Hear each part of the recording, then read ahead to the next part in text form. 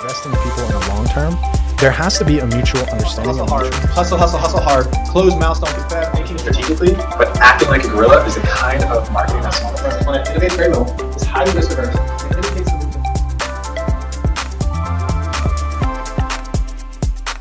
That's good news. So here's the question. All of our entrepreneurs and us in many ways, this isn't just for entrepreneurs, mind you, we are also in the position of either starting ventures, building teams, whatever it may be, and certainly working within organizations. And this can be very helpful for you as an individual, but it can certainly be helpful for you to empathize with your entrepreneurs and what they're dealing with. So here's the question. How can a person succeed in a turbulent environment with minimal resources? This is a big question. We don't have a lot. We don't have a lot of computers. We don't have a lot of offices. We don't have a lot of cars. We just don't have a lot of money. These are resources. We don't have a lot of employees. We don't have human resources. So again, the question is, how can a person succeed in a turbulent environment? Turbulent is kind of shaky. Things are uncertain with minimal resources while carrying the burdens of everyday responsibility. So there's a lot happening here. If you all know this guy, his name is Ace Hood. He has a wonderful song. I'm going to play it right now so you can hear it. So as you know, this is a common phrase that say young people or the trendy type or say the wannabe business people use. People just say it just to say it. What do you do? I'm hustling. What does it mean, this hustle? And so, yes, hustling is a great word. And so in a sense, the folks from the UPBI and Dr. Morris and has also shared this with a lot of the instructors is that he has built and he has disseminated, and I've made my own little spin on what we call the hustle framework. And tonight we're going to talk about two of these key aspects that you, me, our entrepreneurs can all learn from. They are called guerrilla tactics, as you can see right here, and leveraging techniques. Guerrilla tactics and leveraging techniques. And so what we did is we truly tried to break down, what does it mean to hustle? Does it mean, waking up early in the morning and getting to the gym and, listening to some fun music in a car? No, not really. Does it mean thinking creatively about how to use resources that you don't currently own so you don't have to buy things yourself? Yes, that's what hustling means. Is a guerrilla tactic, something that you do that everybody else is doing on social media, so you just jump on the trend and you hope to get some clicks? No. Is a guerrilla tactic thinking creatively about your segment and trying to meet them where they are and surprising them with some fun marketing idea that attracts their attention and creates buzz? Yes. So we're going to talk about more examples of what guerrilla tactics really are and what leveraging techniques really are today. Maybe we'll touch on bootstrapping, networking, and improvisation. All are very powerful ones as well. But let's start with this concept called hustle. A hustle is a person's urgent, unorthodox actions that are intended to be useful in addressing immediate challenges and opportunities under conditions of uncertainty. Have you ever heard anybody define it like that? Maybe they just use the word hustle and it's sort of this, everybody understands what it means. Now you know a little bit more about what it means. What did they get out of it? They got free publicity. They created significant buzz. They got millions of views. They had people literally taking it and using it as a news segment based on a $10,000 little trick that they pulled off or a game. I don't know what you want to call it, but you better believe that they were intentional about it. And they built something called buzz. And with that $10,000, they were launched into a realm of competition that they never thought they would compete in. Honest Tea became a recognizable brand name. It may have been before, but now more so because it was on TV screens all over the nation. All over the nation. People were writing stories about it. Now I'm using it to this day. I don't know how long ago it was as an example of brilliant marketing. And I candidly want some tea right now, just thinking about it. So I'm using this as an example to demonstrate to you the creative nature of how people can use something, and forget about the $10,000, it could be $1,000 to get a significant return on investment where traditional marketing, traditional channels of marketing, which would be television, newspapers, or some sort of media source, like major media source, and radio. These are traditional channels of marketing. And the thousands of dollars that one would have to spend on that channel, which is really a shotgun approach, which we talked about, and this kind of behavior, which gets, I'd say, millions of dollars worth of marketing with this kind of approach. So it's a wonderful example. I'm sure we can talk about it more, but let's keep moving. I got tons more examples for you to look through. So what it looks like in action. What does this hustle thing look like in action? Working urgently to realize opportunities or solve problems, pushing through in spite of difficulties, taking unorthodox actions to address challenges, looking to unconventional approaches to overcome obstacles, and deviating from normal behavior to develop a venture. That's exactly what Honest Tea did there, almost in many ways. So here's what guerrilla tactics are. They're clever, unconventional, low cost, often unexpected techniques to achieve marketing and sales tasks, which all of our entrepreneurs struggle with. Marketing and sales. We need more marketing. We need to sell more. We have a great product, but we just need to get it out there. We have wonderful service, but nobody's calling our phone. One might take advantage of surroundings or conditions, employ stealth, and rely on mobility, speed, and surprise. The word guerrilla originally comes from warfare. It describes small, unconventional tactics used by weaker force to defeat a stronger, more resourced opponent. Instead of meeting armies head on, guerrilla fighters relied on surprise, creativity, mobility, and leveraging environment. It's a general lesson from history. One of the, we'll talk about the original guerrilla in a second, but if you think about the American Revolution, when the American colonists defeated the British army, partly through guerrilla tactics, instead of fighting the British in traditional formation, I think that the American really had no navy. The British did. They didn't fight them on water, but instead they used ambushes, mobility, local knowledge, and irregular attacks to offset the British military advantages. Even way, way before that, nomadic warfare against empires. Throughout history, nomadic groups defeated larger empires using similar tactics. Julius Caesar was pretty good at this and fighting some of his internal opponents of Rome, like Pompey, and amongst others when he was conquering Gaul, which is modern day France. And certainly, you think about the Spartans in that movie 300, where they used their formations, to the pathway. They were using their surroundings, the terrain, as an advantage against the Persian Empire. This is all over the place, and this is kind of where it originated from. So we can use this same tactic. One of my favorite sayings. I'm not using it as much now as I wish I do. I love this saying. It's not the big that eats the small. It's the fast that eats the slow. This is the more agile, the more fleet of foot you are, the more creative and more guerrilla you can be in some of your tactics and your thinking about marketing. You can win. You can win. And this is how the original guerrilla. Who is who? Let me ask. Maybe someone's. Who's the original guerrilla? Where the small, the under-resourced, defeats the resourced, the big. Where the small defeats the big. How did he do it? Well, he used a different technique, a different tactic, just to keep the momentum going and the excitement. There's a little clip here from the House of David. Yeah, good. I mean, this is obviously a metaphor that I'm trying to use in a way for your entrepreneurs to think about the bigger competitors that are out there in the marketplace and how they can very well have the heart of a lion as a metaphor. They can have that courage, they can have that fortitude, they can have that hustle, back to that word hustle, and they could do certain things because they're smaller, but they're faster than what do they call them? The incumbents, the people who are already there. They're already there. They're comfortable. They're getting kind of lazy. And here comes your entrepreneur. Here comes your client coming in with some new tactics, some new technique that's different. And we'll talk about some of these techniques. And they're using these guerrilla tactics to formulate a foothold in the market. And next thing you know, a couple years later, they have now lost to this competitor, whom is your client. So we have homeless people in Miami. So when we see homeless people, what do we typically do? What does a typical person do when they see a homeless person on the street? And go over and give them a hug.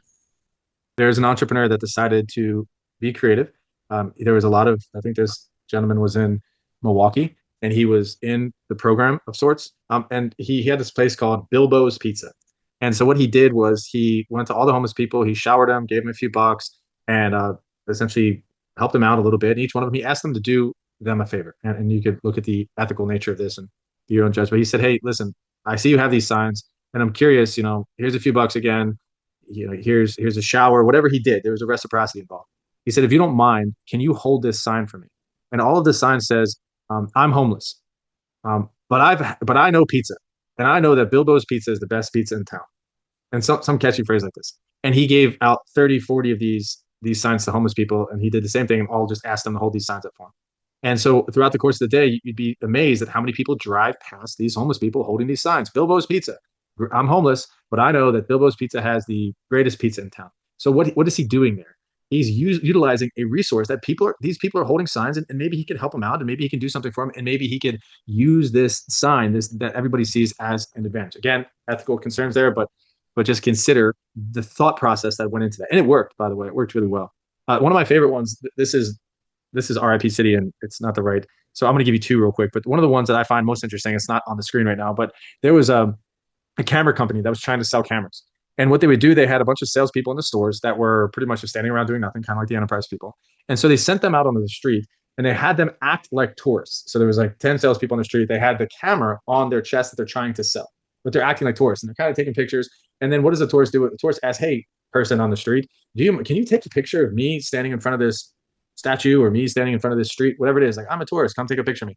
And oh, here's my camera.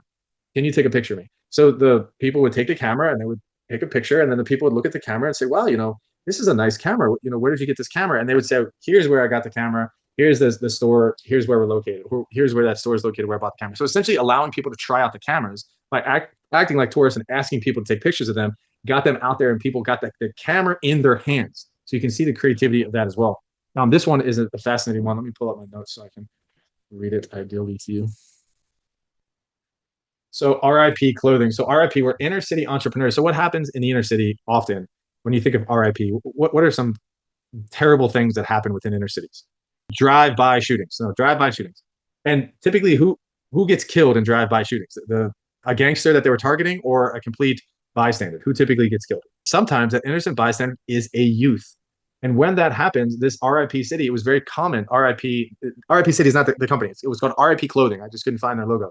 So RIP Clothing, what they would do is when a youth gets shot and killed, they would create T-shirts, resting in peace. They would say that they didn't have a picture of this person who got killed on their shirt, and they would say, hey, this person, like, you should be aware of this. This person has passed away. So that's what this company did.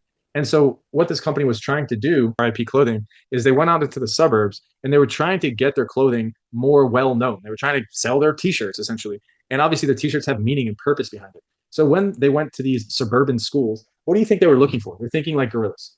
But who are you giving specifically, if you're going to target the people that you want to wear your clothes in these suburban high schools, who are you going to target? Or let's just call them the most popular kids in school. So you just simply go there. Who are the 5 most popular kids in school? And if you just ask any average person, like, oh, it's, this person, these people, most likely, they just seem to be the most popular people. And so you get their hands. And so when they go to these most popular people in school, what do? Yes, they give them shirts, and they don't have to pay them anything. They just give them the shirts, and then they wear them because they're nice shirts, and they obviously are part of they're wanting to glorify this person and represent them well. They see the cause in this RIP Clothing. They put the shirt on, and boom, half the school wants to now buy these shirts from RIP Clothing. So this is an example of how to think like a guerrilla, how to act like a guerrilla marketer, how to do things that typical people are not doing. Get the shirts on the back of, we call them nowadays, we call them influencers, but back then they were called something else. They're just called, there's another word for it, but we call them influencers now. I can't think of the word. So here's another one. There's a jewelry store that they essentially promised all of the people who had bought diamond rings, diamonds, just any diamonds from the store between December 1st and December 21st. If there was a white Christmas that year, that the business owner would refund 80% of the purchase price. So think about that. What this does is it creates buzz. It gets people talking. Can you believe it? This diamond store is running these ads on TV and running these ads at all, basically allowing people, telling people that if they buy their diamond at the store between December 1st and 21st, that they're going to get 80% off if there's a white Christmas. If it snows on Christmas, this entrepreneur is going to lose his shirt. What an interesting story. Can you believe it? And then people talk about it for a little bit. That's called creating buzz. Getting people to talk about your brand is a really good thing. So why was this a smart thing to do? An incredibly smart thing to do. You just knocked out of the park. Those are the two reasons why that entrepreneur was very smart. Number one, he probably looked at the probabilities of it snowing on Christmas and he realized that it was like super low. So that's number one. And number two, if it even did snow on Christmas, if they were to sell the product for 80% of what they sold, they refund 80% of the price, the purchase price, they're still making money because, as you remember from what we talked about, jewelry stores mark up their products 300%. So if you buy a diamond ring for, let's say, $10,000 and you get $8,000 of that back, essentially, then the jewelry store probably is still making $1,000 off your purchase. Let's get out of our calculative brains for a moment and stop thinking about all the reasons if we're the business. Just think about the creativity. Think about the open-mindedness. Think about the nuance. Think about the newness. Think about the buzz. Are we doing this as students? Are we doing this as employees? Are we asking our entrepreneurs to think this way? This is the point. And so using this guerrilla mindset and using this guerrilla tactics, it takes practice. This is a great one of my favorites, actually. You got a plumber driving down the street in a truck that looks like he's sitting on a john. And so how many plumbers do you drive past a day? You have no idea because you never noticed a plumbing truck on the street. But today you notice the plumbing truck on the street. Why? Because this is funny. You can look over and you're like, oh my God, this guy looks like he's sitting on a john. And so it's super creative. It attracts attention. It's different. And it is a guerrilla tactic. Again, ethically, who knows? This is also an awesome one. Mattress stores. Sometimes, I don't know if this is specifically a picture from a mattress store, but this is what I would envision it looking like. They have sleepover events. So how do we get the customers to try the mattresses?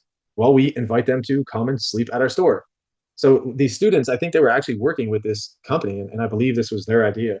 They organized the sleepover in the mattress store. They created the event for the entrepreneur. People brought pajamas and tried the mattresses overnight.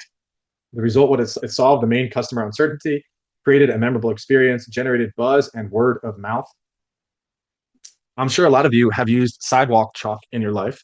And when I was in grad school, we had a lot of events. I was volunteering to be the vice president of this and that, and I was on the CIE initiative, this Creativity, Innovation, Entrepreneurship group. And we had this major event that I was hosting. I was the leader of this event. It was crazy. We invited the entire school, and we actually broke the Guinness Book of World Records with Twister. We had the largest Twister board ever. We had this huge quad, and we ended up painting. It took all night long to paint these little dots, and we created this Twister board event. And we had this amazing campaign leading up to the Twister board event. We would like ask crazy questions on the sidewalk where all the students were walking. We'd go out at night and we'd chalk the streets, and we had this lead up campaign of like 2 weeks, 3 weeks out. And the chalk was a major tool that was essentially free. It just took some labor and time that we were marketing our events all the time using the sidewalk chalk. It was actually somebody created a business being a sidewalk chalker at our university to do things like this. And so restaurant owners would use sidewalk chalk all the time. Maybe you've walked past these coffee stores where they have these cool creative chalk boards. They're sort of like black looking boards on an easel, an A-frame easel, and they put a creative message on it. Something funny, something fun, and maybe a quote or whatever. And so sidewalk chalk is a great non-expensive way to create a sign, to be creative, to use guerrilla tactics. The owner bought sidewalk chalk and began writing messages on nearby sidewalks leading towards the restaurant. Examples include hungry, lunch this way, best sandwich in town. The chalk message guided foot traffic towards the restaurant. Why it worked: extremely low cost, captured attention in the moment people were walking by, created curiosity, directed people physically towards the business. It leveraged something already present, foot traffic in the environment. So he pressure washes around the stencil. So obviously the stencil is covering the dirty areas, and then it's uncovered in the areas where that's a really creative idea. That's good. So he's essentially cleaning the sidewalk for free, but he's cleaning the sidewalk with a message on it of a pressure washing company thinking and acting like a guerrilla. That is it right there. Perfect example. How do we get our entrepreneurs to do that? Where did your uncle learn about that? Was it successful? I bet it was fun, and it was really probably fun to even take pictures of it and put it on Instagram. It's creative. It creates buzz. It's exciting. It's a unique way to do this stuff. Forms of guerrilla marketing. Some other examples for you to consider. Maybe you could take a picture of this, send it to your entrepreneur. I'll certainly upload these slides into Canvas. Bartering, trade services for promotion. I'm trying to think of an example here. I mean, we used to do this all the time in our organization. There was a gentleman, he made a video for us at Reef Tropical, and I just essentially offered him to clean his pool for a couple months, which is worth, I don't know, $500. It was $120 a month worth of service, and cleaned it for a couple months. It was $500, and he made me this awesome creative video. So if you approach another business, and so why is that creative? Well, does it really cost me $120 to clean his pool? Not really. It probably cost me $80. And also, my guys are out there doing it anyways. It's growing our revenue in a sense. So it's picking up another customer, it builds momentum for the business. And also I get a great product out of it, which is probably less. So it's sort of a win-win to be able to barter sometimes with other businesses. There's lots of creative ways of companies and your clients can barter with people. Co-marketing. There was a movie place and a restaurant that were in the same town or the same city. And the movie place had an ad that was saying, Avengers playing tonight. And underneath the ad, say Avengers playing tonight. And if you purchase your tickets in advance, you get a 20% discount from the restaurant across the street. And the restaurant across the street says Avengers playing tonight. So they're advertising for the movie, and they're saying, please come here and have dinner beforehand, and we'll give you 20% off your dinner. So they're working together and they're co-marketing this Avengers movie together, but they're also saying that before the movie, come get something to eat at a discounted price. Restaurant, movie theater, across the street, co-marketing. Brilliant idea. I'm sure they both were able to profit from it. Sharing jointly owned key resource. That's more of a leveraging resource thing. So how is this one? So we jointly owning a key resource. So how can I bring this? I've done this many times. There was a gentleman who worked for us for a while. His name was Roy. He actually lived in our house when I was like 15, 16 years old when my father first bought the business, and he had a small construction company. And so he was trying to grow and build his construction company. And my father just basically asked him, first of all, like, hey, how can we do business together and all this kind of stuff, and said that without even joining our firm, like, I don't want you to be my employer or anything, but we can sell your services. We can essentially sell your construction services to our clients and just say, hey, we do construction as well. And then we'll just basically bid them. We'll get a construction job and we'll just give it to you. And then you do it and we'll just add 20% to it for your cost. So essentially we didn't have a construction company. We weren't in the business of construction, but we acted as if we were in construction. So we used his expertise, and he just basically invoiced us for the work. And that's a little bit of subcontracting, but we essentially used his expertise. We try to share in his construction knowledge. So anyways, I get so many stories that we used to do this all the time. There was hurricanes that would hit Ocean Reef Club left and right. And so the folks in Ocean Reef Club have money.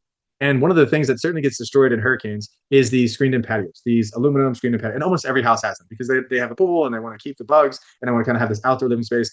And so there was this gentleman, aluminum specialist. His name is Albie. And he was similarly just looking for business. And so after the hurricane, we just basically, because we would have to go around and talk to all of our customers anyways, because they all had pools and they all had landscapes. So we would walk around with them, and we would just walk around with Albie. He would just come with us. And he was giving us 10% of everything he sold because we were introducing him to our customers. And so we were making, I think we probably made $100,000 in just referral fees because we were able to just work with him to introduce him to customers. And he was able to get a lot of business just simply by hanging out with us. And so where did that thought come to mind? It just came to mind in a conversation. Hey, come join this situation we have here.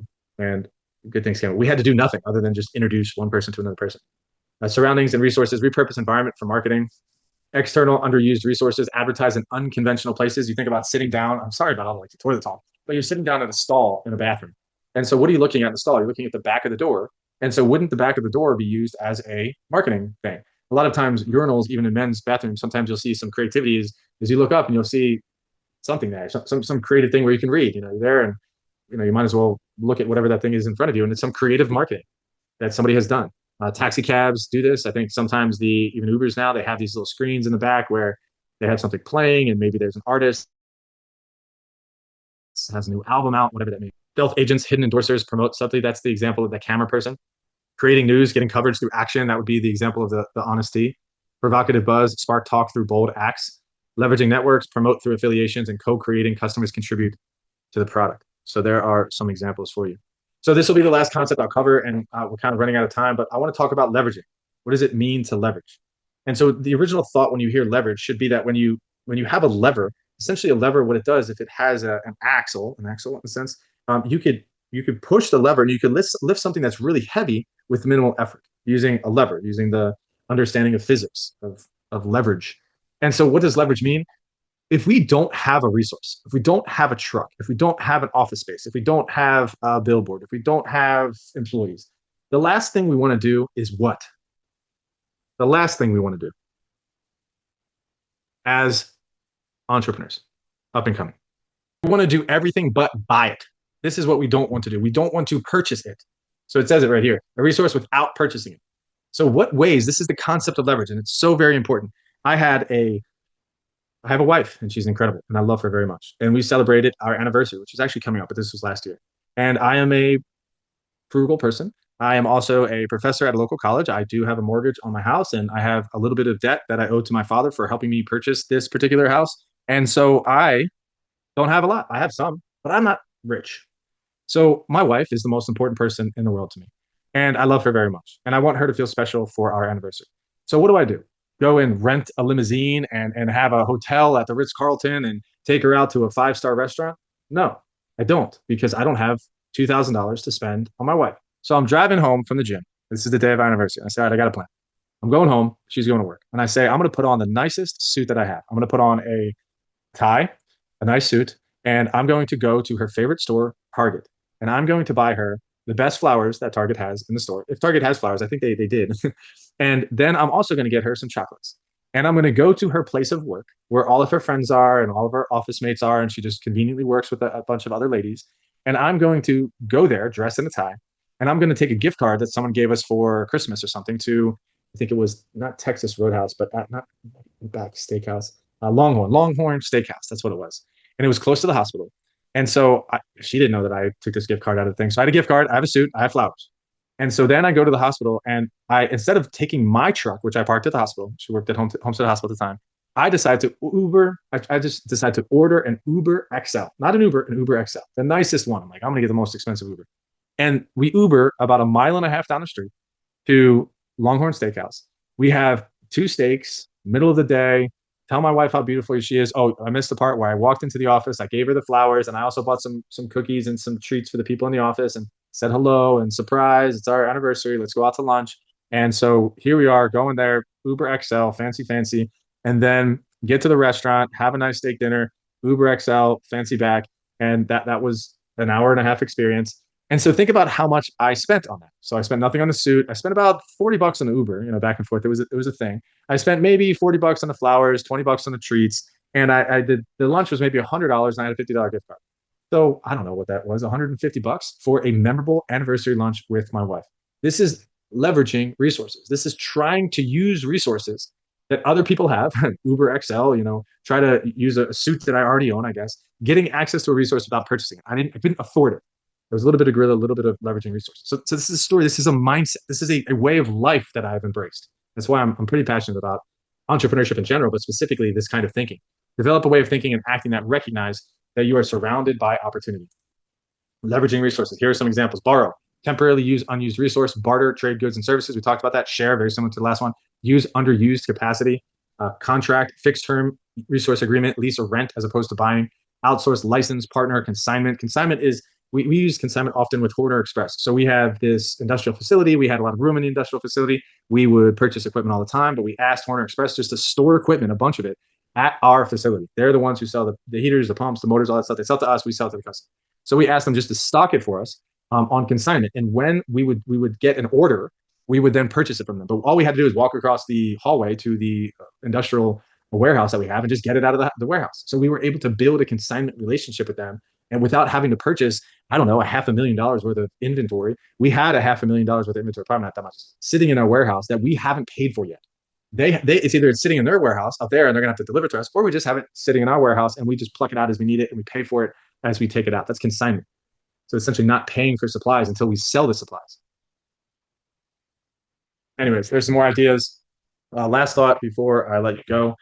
I think this concept is fascinating. It's called kaleidoscope thinking. When you look at a kaleidoscope and you look through it and you see a pattern and you just have that one pattern, what I want you to do with your entrepreneurs and what I want you to do in your own life is just simply think about, okay, I see certain things. If I just turn the kaleidoscope, I see things completely differently. Look at the resources you have around you. Look at the guerrilla tactics that you can deploy and try to adopt this thing called kaleidoscope thinking. How can we attack this differently? How can we use these resources of other people that we don't own in a creative fashion so we don't have to pay for them? How can we think through our marketing tactics and getting our name out there into the marketplace that's unconventional, that uses this kind of guerrilla mindset? This is a wonderful lesson to teach entrepreneurs, to work with your entrepreneurs through in the coming conversations in the coming days. If you just like some of the ideas we talked about tonight, I highly suggest to just shoot your entrepreneur email and say, hey, I was just in class and there were some pretty cool ideas about marketing and leveraging resources. And here are just some thoughts that I thought that maybe you can consider. Sidewalk talk, or asking homeless people to hold up a sign for you. And so just have those conversations. That's all I got for you. Hopefully that was fun. Hustle, hustle, hustle, hard, hustle, hustle, hustle, hard. It's inspirational when you reflect on some of these leaders that one might consider to be heroes and think about their lives